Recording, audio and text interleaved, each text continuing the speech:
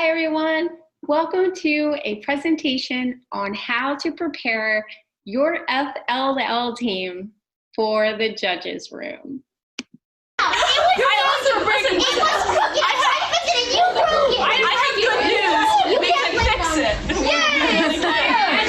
Someone brought good news. From the William Mrs. Solly.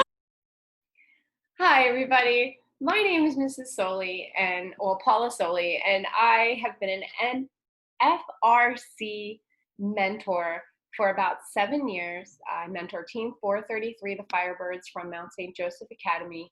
Every year we send students out to mentor surrounding FLL teams. And I've been an FLL judge for about 4 years now. I really hope this presentation gives you some helpful hints and advice on preparing your team, whether it's for the virtual judges room or an in-person judges room, on how to get them set for formal judging. The 3 areas that your team, of course, will be judged on are core values, innovation project, and robot design. So let's just jump right into core values. The biggest advice I can give you for core values from the perspective of a judge is that when your team comes in, it becomes very clear when a team has practiced these core values, the core values being the heart and the soul of the team. Don't hide these core values from your students, from your team. And I know what you're thinking, like, what am I gonna do? Like, I don't hide them. So just kind of look me in the eyes here, and believe me when I tell you, you need to make these core values very obvious as you go through the season. So in other words, when your team is undergoing or practicing discovery, or when they are being impactful, or when they're practicing inclusivity, and perhaps when they're not working together as a team, or when, so you get the idea. And to help us with that, I wanted to bring in some of my students that practice mentoring FLL teams. And not only that, they've been through the program. So they've been on the FLL team as students. They've been a part of FIRST for several years, some since grade school. So let's see what they have to say about core values.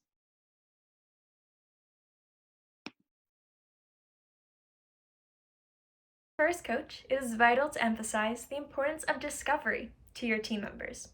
It is a great idea to provide experiences that encourage your students to learn new skills before the season begins.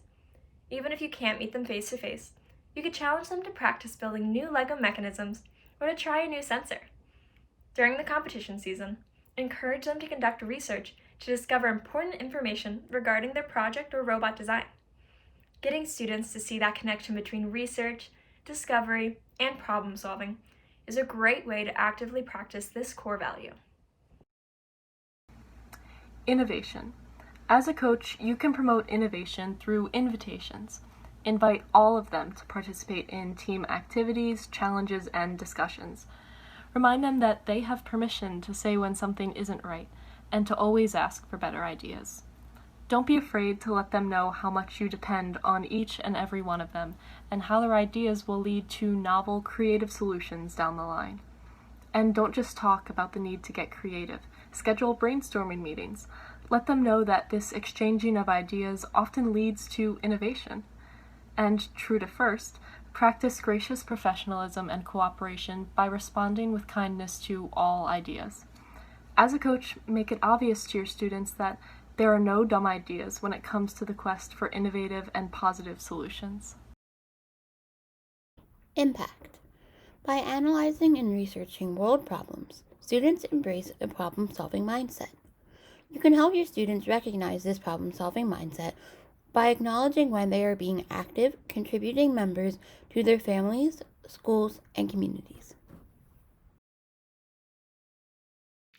This core value can be practiced by reminding your students that all people, regardless of differences or skill sets, are equal members of your team. Inclusivity is best illustrated when all members are working together respectively. As a coach, you can remind your students to appreciate that the differences in thought, experiences, and skills make your team stronger and better equipped to solve problems. As the saying goes, teamwork makes the dream work. A cohesive team is one where both coaches and students are respectively sharing ideas and are encouraging each other to do their best work. Be sure to provide opportunities for your team to practice working together. You may even choose to run them through a team-building activity similar to one they may face in the judges' room. For example, build the tallest freestanding tower you can with just the paper provided with no other materials. You have 5 minutes, go. After the task is completed, you should discuss the outcomes and what they learned from the exercise. Some of the discussions can be, what were the key lessons learned? What were the team interactions like? Were they balanced, or did one person overtake the entire activity? Did everyone contribute? Were there any issues the team faced? And most importantly, how could they have done better as a team? During the core values judging, remember the judges are paying special attention to the process. It's not so much about the solution as much as how the kids, as a team, got there. The last core value you should always practice with your team is fun. As a coach, be sure to remind your students that fun does not depend on winning a trophy or an award. During your meetings, be sure to take the time to appreciate being together, whether it's laughing, playing, or just goofing off. Let's face it, kids always need time to be silly, so don't be afraid to schedule in random dance parties or exercises that get the wiggles out. During the season, take the time to celebrate their successes as well as their failures. Highlight the importance in finding solutions to unexpected problems. Remind them to enjoy the process and the time spent together. So I hope that you can see that understanding the core values goes way beyond just a definition. The good teams, teams that do well in this area, will have practiced these core values all season long to the point where they have internalized them, and they really do exhibit those values without even thinking about it. So I hope that you strive for that with your team, and I'm sure your kids will do great. The judges are sure to notice those types of teams. Okay, so on to the innovation project. Now, the innovation project really, one question the judges are sure to ask about the innovation project is, how did your team pick this project? And you can really be sure to trust your kids to be honest with this. So one thing that we hear sometimes is, oh, Mr. Soley gave us this project.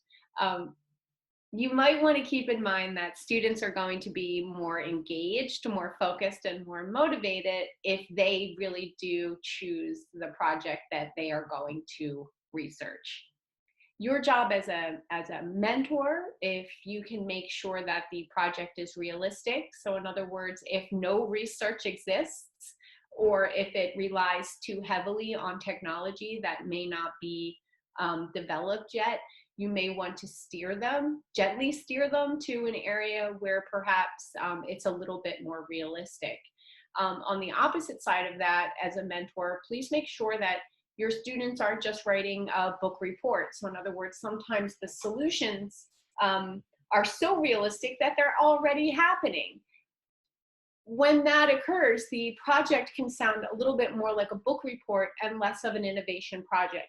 And you can help by perhaps suggesting that they add to the current practice or solution that's already being put forth or already happening in the community. Perhaps you can add something clever or creative to that to make the solution even better. Speaking of research, it's a good idea to do what's called have your students do like a 360 around the project, because you never know who your judges are going to be. So as they ask questions and research them, those answers may lead to more questions, which may lead to more answers. And before you know it, your students are really picking up a good overview of the type of research and background that goes along with their project. I've included rubrics for the core values, the innovation project, and robot design with this presentation. I would advise having your students to check that rubric and make sure that when they do, when they're ready to present their project, that they actually do score themselves according to that rubric. Make sure also that the the topic is relevant. Continually have your students look back to the question and make sure that the problem that they have identified to address is one that the challenge posed. So the innovation project from last season in City Shapers was identify a problem with a building or public space in the community.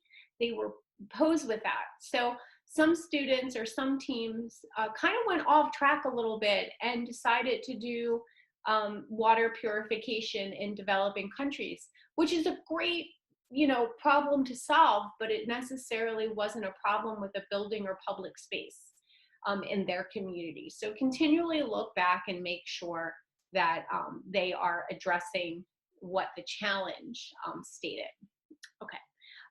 So the next part, I've also attached some more hints and advice for the core values and the project with this presentation. So there's about 12 to 20 tips for these two areas. Hopefully you can find, if so far, if nothing has really helped you, hopefully on that sheet something will help you. I'm going to turn it over now to some of the robot design judges for some helpful hints and advice on robot design.